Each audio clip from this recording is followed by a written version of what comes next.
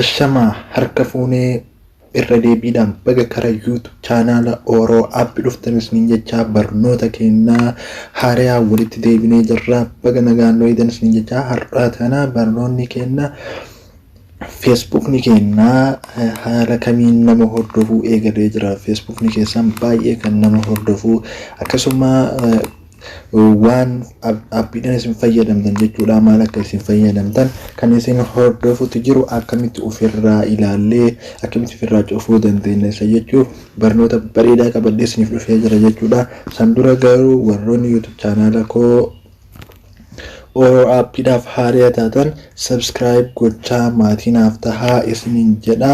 Chaanaala koo Oroo Aappiif haaraa taatan kun YouTube chaanaalli koo isa kana jechuudha. Oroo Aappiin isa kana barnoota baay'ee isin barbaachisan akkasuma kan isin fayyadan viidiyooleen as jala jira jechuudha. Viidiyoolee andalage ilaaluudhaaf viidiyoos isa jedhu kanarratti kilik gootanii yeroo takkaa fi viidiyoolee andalage hundayyuu ilaaluu dandeettan jechuudha.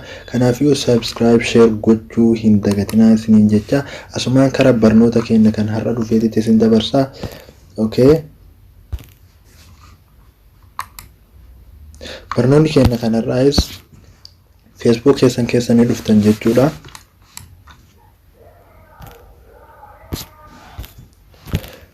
Facebook keessa eega seentanii kinoo mallattoolee sarara sadiin tanarra ni dhuftan jechuudha. Asirra ni agartan jedheeti yaada kanarra kilik gootan yeroo takkaaf. Kara jalaa kana gabbuutanii settings in the privacy ka jedhu kanarratti yeroo takkaaf kilik gootan ammas. Haalaan deemu kanaan deemnaan ofirraa cufuu dandeettan jechuudha. Information garaagaraa kan inni isin jalaa baasu jiru.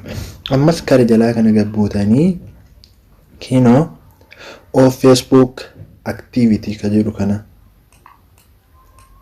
irratti yeroo takkaaf kilik gootanii egaa kana kilik gootanii kinoo haala kanaan isin hordofu jira jechuudha.